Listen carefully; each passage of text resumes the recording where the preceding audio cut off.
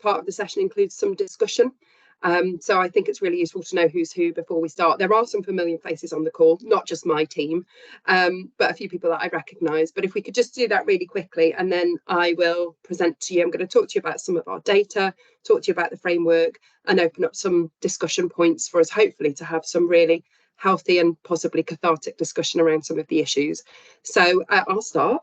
I'm Becca Hayhurst. I'm Head of Student Support at Unite. I've been with Unite for about 18 months, and before that I worked in a university for almost 16 years. So I'm going to hand over to one of my team. I'll get them out of the way first because they'll do it really quickly, and then we'll just work around the room. So I'm going to hand over to Heather Hunter next, because she's next on my screen. Hi there, I'm Heather. I'm a Central Student Support Officer at Unite Students, and I've been with the company for about 3 years now. So I'll pass over to Julia. I am Julia Jackson, and I am Central Student Support Officer along with Heather, and I've been at Unite coming up a year. I've previously worked at Durham University, so yeah, and that's me. And I shall hand over to, can't see anyone else from our team on the call, but I think Laurel's on the call, so hand over to Laurel. Thank you. Hi everyone, my name is Laurel Gordon-Crooks. I'm a Regional Student Support Officer for London at Unite Students. I've been with Unite for a combination of 4 years, but I previously worked at Queen Mary University of London within the welfare sector. And I will pass over to Frances.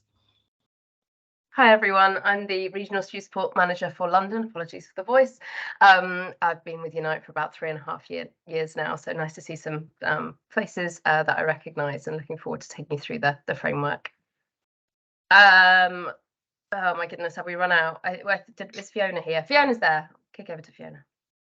Yep. Hi everyone, I'm Fiona. I'm the Student Support Project Manager with Unite.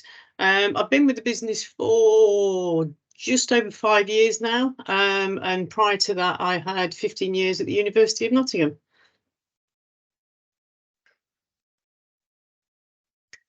I can't see anybody else from our team on the call. Choose anyone you like, Fiona. So, okay, so if I start on the left of my screen, that's Emma Colbeck.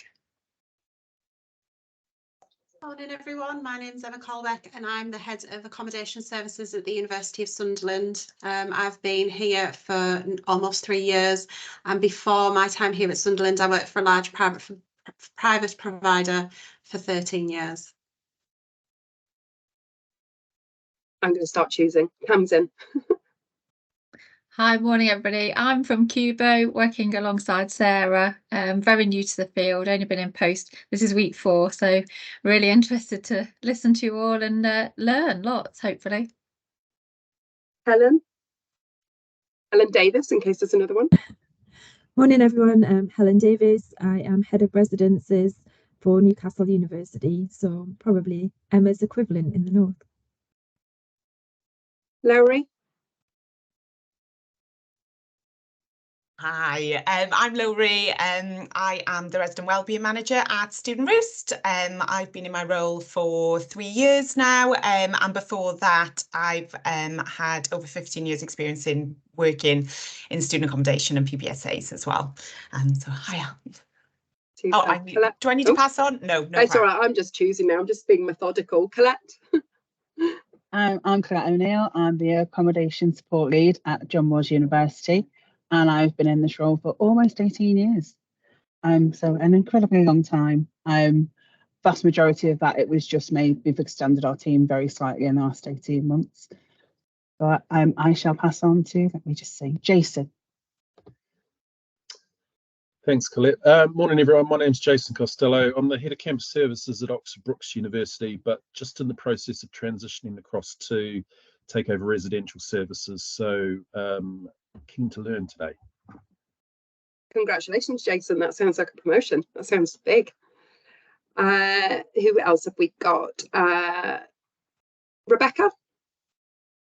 Hi there, I'm Rebecca Shade. I am a Senior Policy Advisor, students at the University of Edinburgh. I work really closely with our Residents' Life teams, but also our PBSA teams, especially on escalated cases of student welfare. So really interested in this today. Super. Paula? Hi everyone, Paula Goodband. I'm the Senior Manager within the Residential Life team at University of Nottingham. I head up the wellbeing function as part of the ResX team. Super. Timothy? Morning everyone, I'm Tim Deere, I'm Head of Student Life at Kingston University in London. I'm also feeling very inexperienced. I've only been in this post a few months and everybody's giving years and years of decades of experience, so great to learn from everybody here today, thank you. Thanks for making me feel really old, Tim, that's lovely. Flora, I think you're last. Oh no, then we've got Mark. Hi everyone, I'm Flo Cipulo, Deputy Head of Accommodation Services at Goldsmiths, University of London. I've been at Goldsmiths for 8 years and I was previously in the EFL sector, so English as a foreign language. And lovely to be here today. And then last but not least, Mark. Hi, I'm Director of Commercial Services, Mark Barry, sorry, Director of Commercial Services at Cardiff Met University. I'll leave it there, thanks. Cheers. Super, thank you. Okay, so I'm just going to screen share. I'm going to talk you through some slides. There are some discussion points in here, so hopefully we will enjoy those. I'm going into presenter mode, so hopefully I can still see you all on the screen. That's my plan.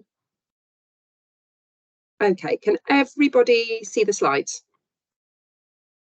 Okay, I can see some nods, so that's a good start. Okay, brilliant. So first things first, why we're here. We've all got similar backgrounds and jobs and similar interests, but why are you here with us, Unite students? So we introduced the Support to Stay framework at the start of last academic year, and we're now at the end of that year. We recognised at that point that we needed more structure, we needed to better align with our HE partners. I'm going to apologise because I have got a sore throat, so I'm calling this the Student Services version of Freshers Flu. It's from going to the Amoshi conference. Bear with me 2 seconds. Okay, I'm with you. So we recognised that there was a need to better align what we were doing and what our HE partners are doing, and to really understand the role of purpose-built student accommodation and the role of the accommodation provider. For students, it's about being more than just a landlord. We don't just put a roof over their heads. So we needed to make sure what we were doing was safe and structured and actually complemented what was already happening. So where we're at now is that we have trialled that. We've worked with some of our HE partners. We've found some pockets of really good practice. We know what works well and what makes it an effective model. And we've now built that into a fully fleshed out framework. I'm afraid it's about 16 pages long, and we will share that with you afterwards. Now, I am going to just caveat that with there may be some competitors in the room. We may not share the full framework with you at this stage because we're floating it, we're socialising it, and we want feedback on it. So we're going to share that with our HE partners. And we're going to have some discussion, and the discussion will be around some of the challenges that we face, how we can actually use some of this to build mental health charter submissions, what are the barriers, what else do we need to work on, and where are those next steps for progress.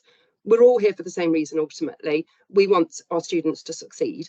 And for those of us in these kinds of roles, whether we work in universities or in accommodation, actually our focus is normally on the student experience, student success, breaking down barriers to that success, rather than turnover, money, the commercial elements of it. So hopefully everyone in this room has that same focus, and that common purpose actually means that we work really well together. So just to give you a quick overview, this is the framework absolutely simplified into a few key steps. So step one being our proactive work. That's about creating the right environment, having a peer-led community, so our resident ambassadors, having community living agreements. These were previously called home charters, but the students were telling us, we don't know what a charter is. So we ditched home charter. We're now working with the students to build the community living agreement. Having education embedded into what we're doing, so the resident ambassador programme actually having an element of educational focus. Running campaigns like our winter wellbeing campaign, personal safety week, and having those targeted towards the common trends and themes that occur at certain times of year. Our signposting and digital engagement, and actually having really clear processes for reporting, signposting, and being confident in that. Staff training is a crucial part of that. And at the end, I'll just touch on some of the training that we're putting in place to make sure that we're covering all of these areas.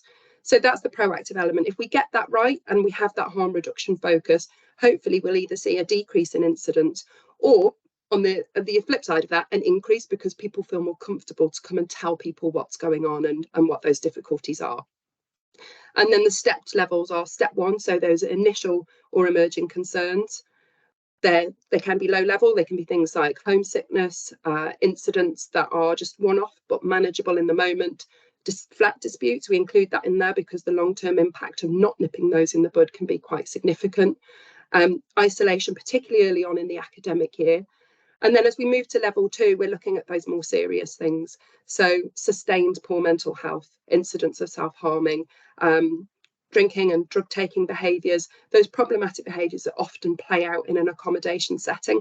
And then that level 3 is those real critical incidents. So moments of crisis, safeguarding concerns, domestic violence, suicidal ideation, and those really complex situations where, without joined up working with our HE partners and with external stakeholders like community mental health teams, we're actually left holding a very risky situation.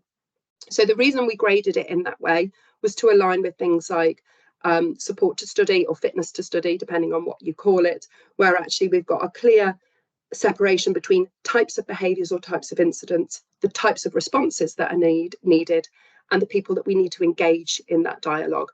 So this slide really just sets out for you what the framework looks like in a nutshell. How I then spread that over 16 pages, I don't know, but that is our framework.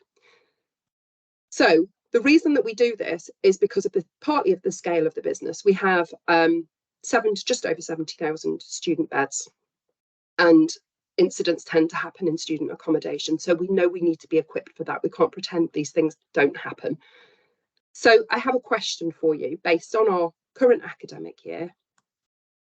Across our 70,000 student beds, how many student welfare related incidents do you think were reported to our staff in the academic year 2022-23? You can either turn off your mic and have a guess, or use the chat just to pop a number in there. What I'm trying to establish here is that sense of scale of how we might need to respond and the range of things that we might need to respond to.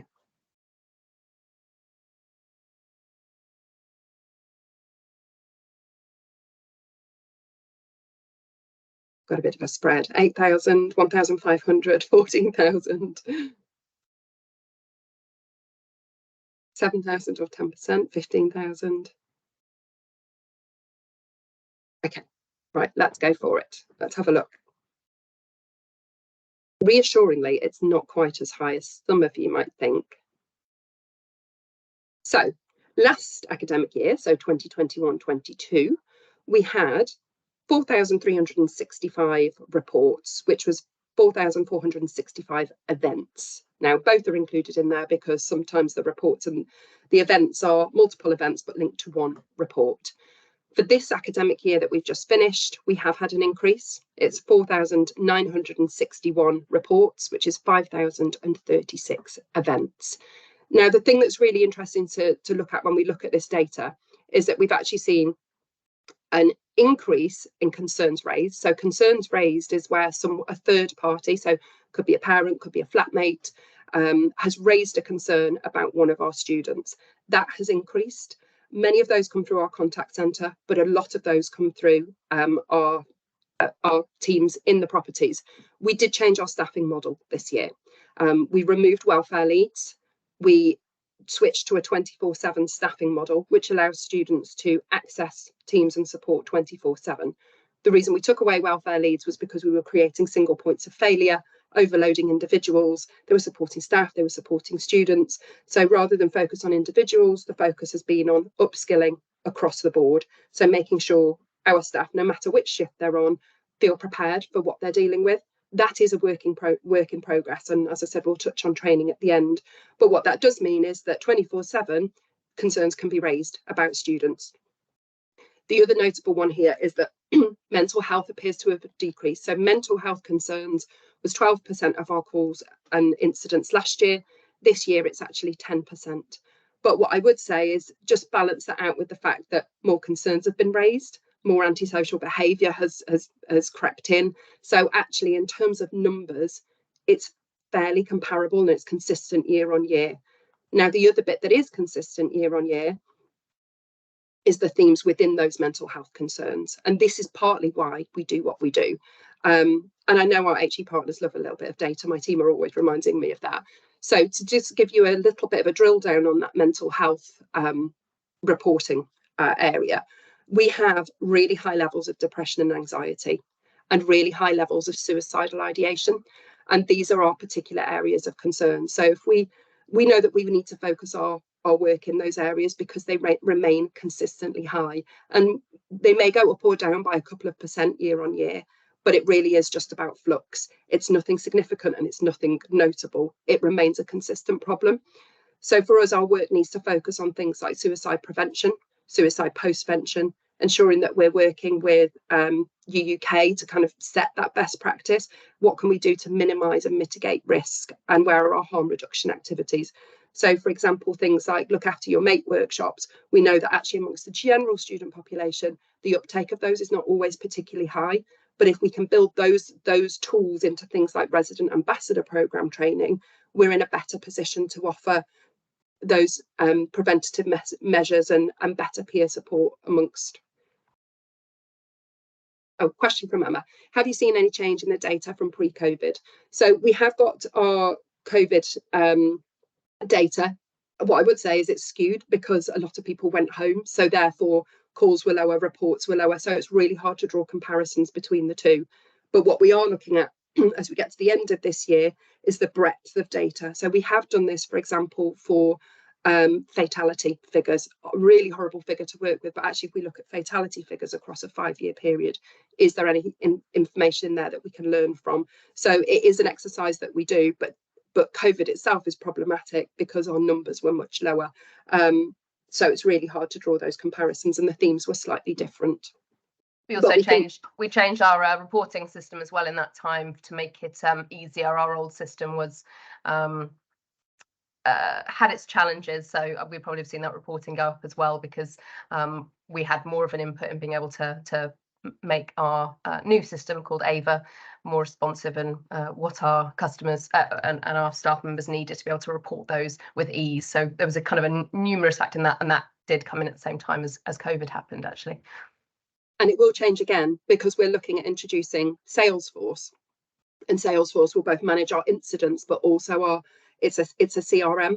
So once we've got that, actually, we won't really just be looking at this rudimentary data and the figures. We'll be looking at how many students were a cause for concern, how many students were we considering at level 2 of our support to stay, who were we working with. So we're hoping to have much more intelligent data in the future. It's a constantly evolving beast, but yeah, COVID is a little bit of a hard one for us to compare to. The other thing that we have noted is anxiety remains a constant high. And when we do our applicant survey, and the results of that have just been released, actually, we know that that's going to be a problem for this coming year as well. So we're already expecting it. We know that anxiety levels are high. There's worries around fitting in, around acceptance, around belonging. They're all closely linked with anxiety. And depression as well remains high for us. Self-harm varies year on year, and I think because of that one, some of it is subjective. It's the way in which it's been recorded on our systems. But for us, all of these areas of concern around mental health mean that we need to have our staff equipped and trained to respond to it. But we also need to know how we're plugging into our HE partners to help to manage some of these concerns. The other one that I just wanted to share with you was around assaults, because actually, if we look at assaults in general,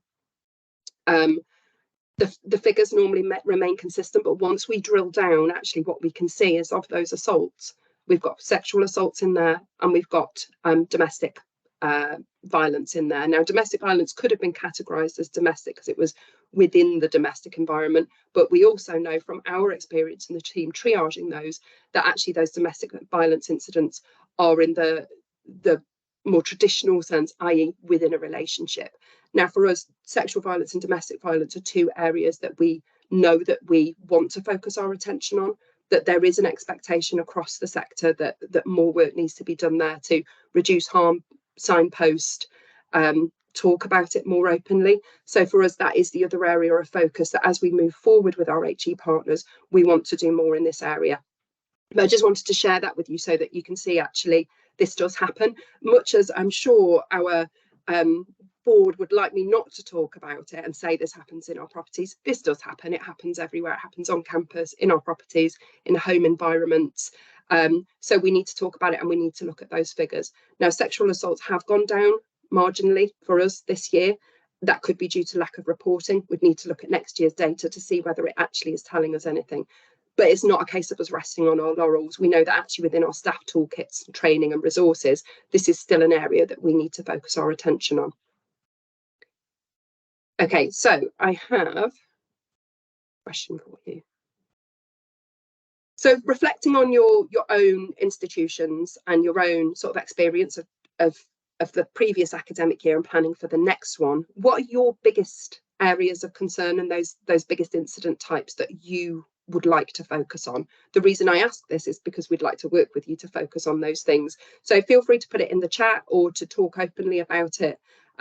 Frances from my team is particularly passionate around gender-based violence, honour-based violence, and that area of work. So there are people within our teams who've got some of that passion and expertise already that if it's a common theme, we can work together to do some additional work on that. Would anyone like to contribute?